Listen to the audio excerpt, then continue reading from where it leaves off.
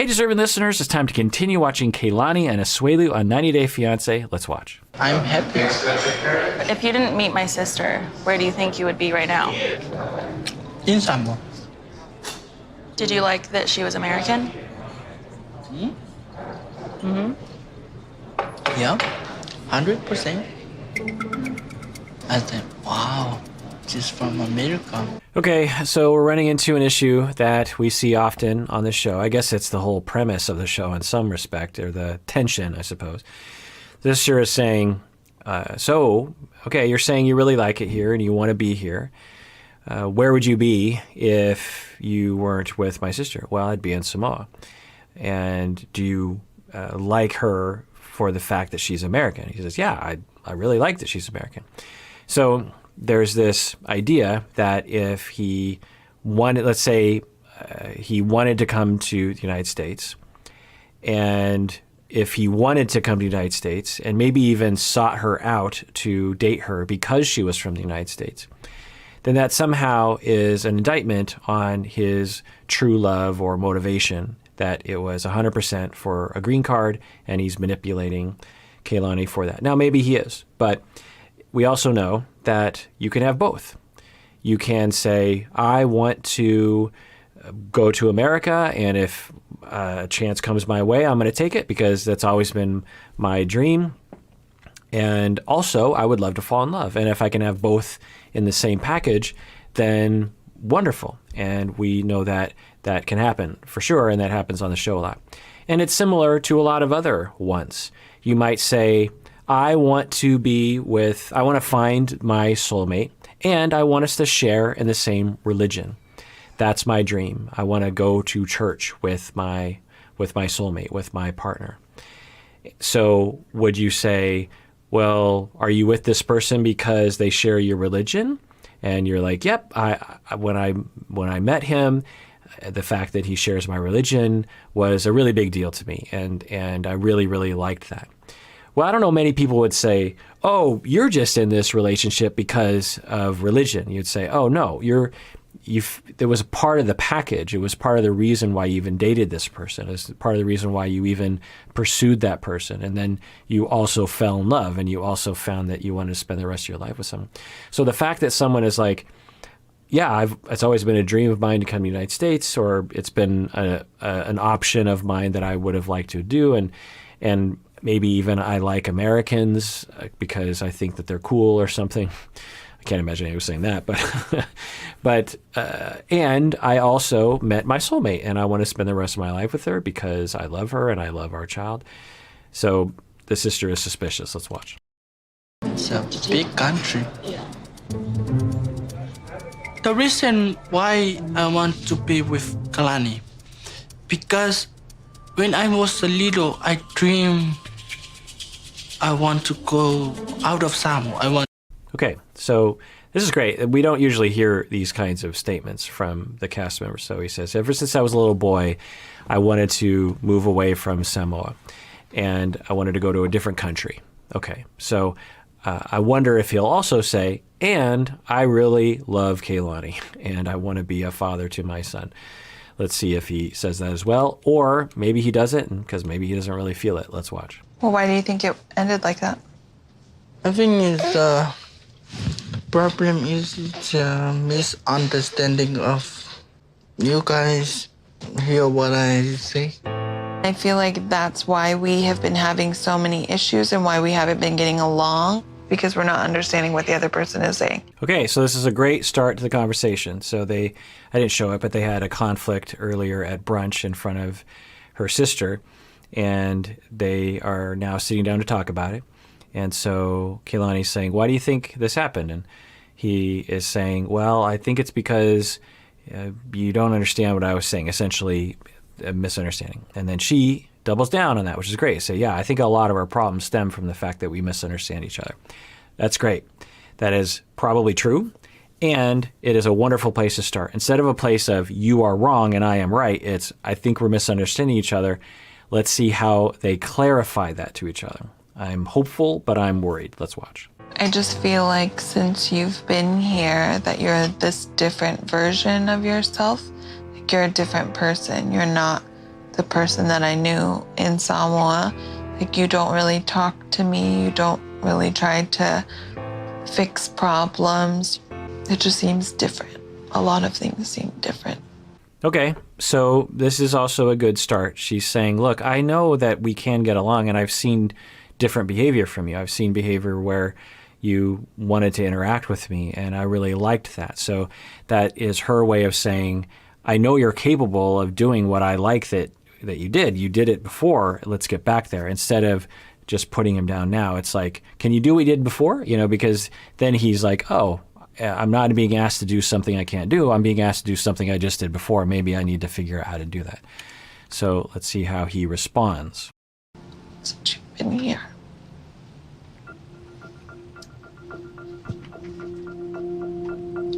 Now, I'm guessing from his point of view, he might say, well, I too feel like you treated me differently in the past. In the past, I feel like you treated me with respect, and now I feel like you treat me like I'm a little child, which hurts my feelings, which causes me to want to, pull away from you, which I'm guessing is what you're talking about.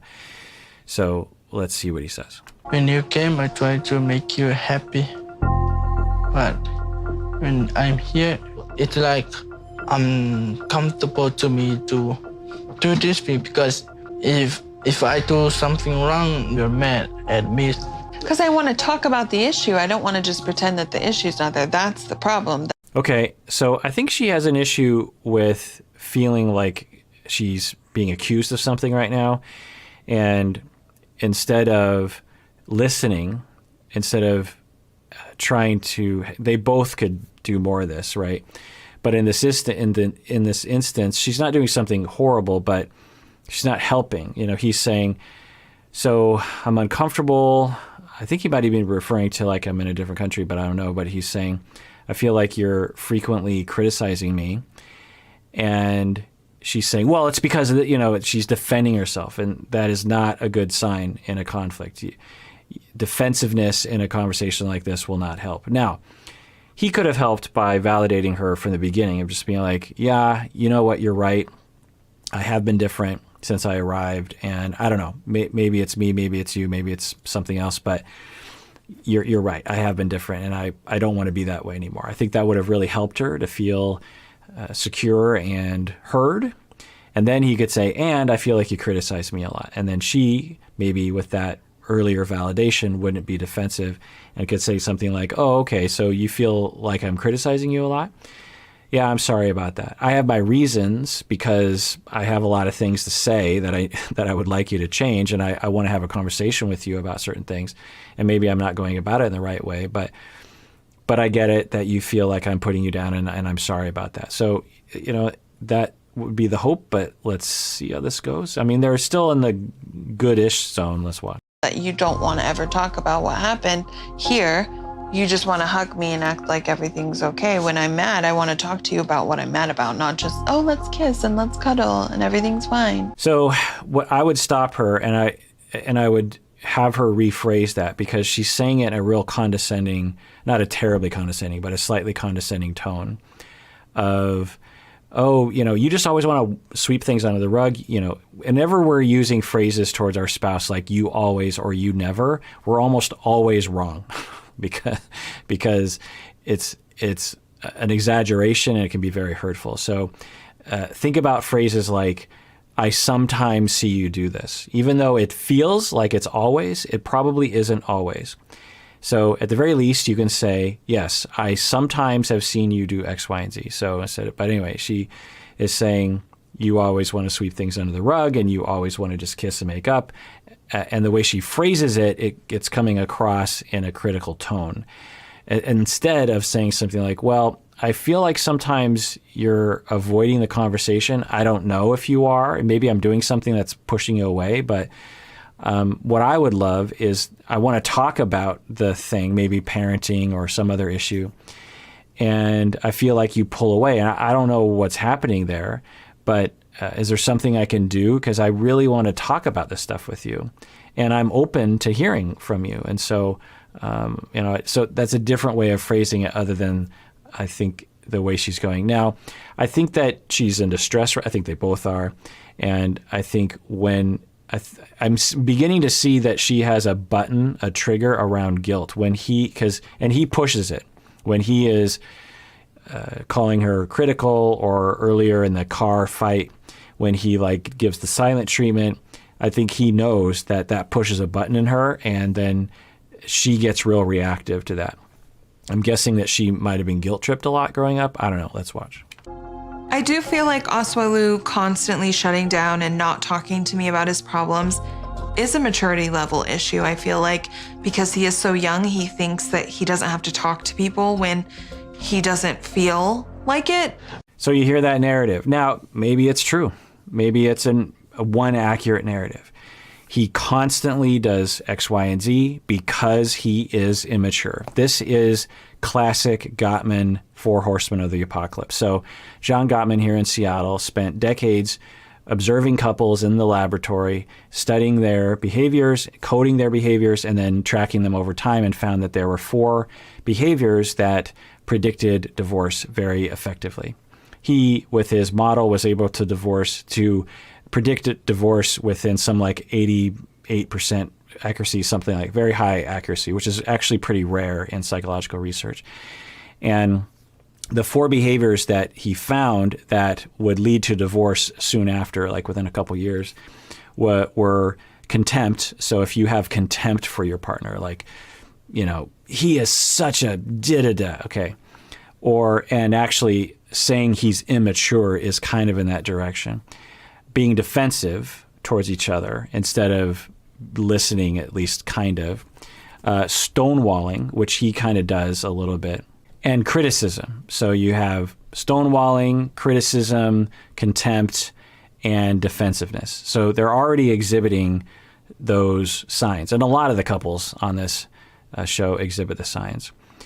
And we can imagine why these would degrade a relationship and cause people to fall out of love and to not want to be with the other person. To stonewall someone is to completely shut them out, which doesn't feel good. To criticize someone obviously is hurtful. And to have contempt is to have a narrative about someone that is very negative. Instead of saying, I love him and I know he's a good person, but sometimes he withdraws, which really hurts my feelings. Okay, so to say that is not a contemptuous statement. It's not even necessarily a critical statement. You're talking about how it affects you. But to say something like, he is immature and thus he constantly withdraws, that is a narrative that you could argue is true. And that's the point about these things. It's just not about the truth. It's about an attitude that actually facilitates love and facilitates non-hurtful interactions between people. Because you can certainly make an argument. Look, he's immature. He is constantly doing X, Y, and Z. And no one can argue against that. You are involved with this person. You know the deal. But to adopt that mindset is almost surely going to result in either very, very difficult relationship or, dissolution of the relationship. So I'm worried about them in that way. Now, it's not off the charts. It's certainly within handleable limits. Let's see if they can kind of rein this in. Like, don't touch me. Don't say like that, because I want to be close to you every time. I want to be touched with you every time. If you try to cuddle me and I'm mad, that's what I mean. Okay, so this is related, but it's a new development. So he is saying, when I come to you and you say don't touch me, that really bothers me. You're not supposed to be that way. I want to cuddle with you. And so she is saying, when I'm annoyed with you and you try to cuddle with me, I don't want to cuddle with you, and I need you to not touch me in those situations. So number one, bottom line, never touch someone that doesn't want to be touched. It's not okay. If they don't want to be touched, let it go. I get that you want to cuddle with them, but you're not entitled. And so this is actually one of the dynamics that I will see in mother-son marriages, or parent-child marriages, I should say, where the child, due to their attachment injuries often, will be looking for a parent to reparent them, to parent them in ways that they never got when they were young. And they will act like an infant or a child and will approach their spouse in an infantile way of trying to meet those needs, which makes sense, but it's not a functional way to live. You want to go to therapy. You want to do it in a consensual way. And I've seen this. And so now I'm starting to really worry about him. Her behavior has been more overt in terms of the overfunctioning, but now his behavior is starting to look quintessential child-husband dynamic, but attachment injuries as well, like deep-seated traumas for him of in conflict with, seeking to elevate your partner into a parent position so that you can be reparented by them. And one of the ways that you do that is to socialize or manipulate your partner is to act like a child, because that compels the other person to start acting like a parent, which would explain some of his immature behavior and some of his irresponsible behavior. And then we're hearing that behind the scenes, when he wants to cuddle, he probably is even coming in like that of a child, because children will do this sometimes. They'll, like a 5-year-old will want to cuddle with you. My cat actually wants to cuddle with me. Here she comes. And they don't necessarily care if you want to cuddle or not. The 5-year-old or the 3-year-old, they just want to get up on you because they're a kid and that's natural. And maybe sometimes you're not in the mood and you say, well, I've got to be a good parent in this moment and I've got to suck it up. But when you're with your partner, you don't have to do that. You have the ability and the right, and you're completely entitled to say, like, nope, not going to happen right now. Back off. This isn't okay. But he, it sounds like, doesn't respect that and doesn't understand it, and because he might be thinking of her as a mom and needing her to be a mom. So not a good sign. Because I feel like you're doing that so that then we'll not talk about the issue. When we go to bed, I like cuddling you because when I'm in Samoa, I cuddle my own pillow and my own sheet. So in me, I can't wait to cuddle my wife and things like that. So there's nothing wrong with him wanting to cuddle, for sure. But in the way that he does it, it seems like it's coming across like that of a boy instead of a partner. So I just want to make that clear. There's nothing wrong. We need more cuddling in our life, for sure. So when I came here, my dreams come true. I'm so happy. Like every time I sleep, I'm happy to cuddle. When you go to bed before cuddle me, I feel like, why? Why she do this? Okay, so this is better than other interactions in that he's not withdrawing and he's not, being a child, I don't think. I mean, there's a possibility that this is also kind of a child mode, but I don't want to pathologize it because he's being vulnerable, and that's great. Everyone should be vulnerable. And sometimes we will look at men that are crying and being vulnerable as if they're children, but they're not. It's normal. All people of all genders throughout their lifetime will feel like this, and he is able to express it. So I want to commend him for that. And it looks like for Kalani, she is having some compassion for him. But, it does come across kind of in an adolescent manner. But I don't want to pathologize this. Let's just see how they deal with this. So a way to kind of foster this in a peer-to-peer way would be for her to say, oh, I'm so sorry that you feel that way. And, I feel that way too sometimes. Make it kind of we're both in this boat together. What I'm worried about is she is now going to go, oh no, my little boy man is crying. I need to take care of them like the way I would of a child. So let's watch. Think that it was like this intense where he really believes that I don't love him if I don't want to cuddle him. That makes me sad. I'm sorry. But I like that you finally told me that you feel uncomfortable. We need to talk, baby. We can't just not talk to each other about. So that's good. I think that this kind of little mini lecture at the end is not the right tone. But if I were there, okay, I hear you say, let's get back to the connection part of it rather than you lecturing him like he's a boy. But yeah, so that's great. So she is saying, this is the sort of stuff I wanted to hear, and this really helps because when you were trying to cuddle with me and we weren't talking and I didn't know that this was going on, it felt like kind of like an annoying invasion, like a manipulation, like you were trying to get me to soften up and avoid the conflict. But when I see this, I realize, no, it wasn't that, or at least it wasn't all that. You actually really need this. This is very important to you. And that changes my narrative of why you're doing that. And now I feel better about it. So kudos to them for being able to have that exchange. That's good. I'm still concerned about their dynamic, though. Problems that we're having. It's like we need to work on that because we don't understand. And then can you please talk to me if you're feeling uncomfortable? You see that tone? It's like nails on a chalkboard to me.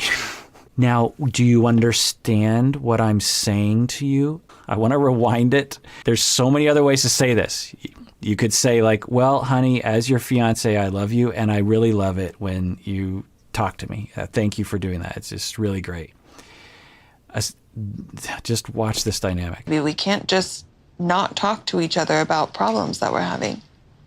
It's like we need to work on that because we don't understand.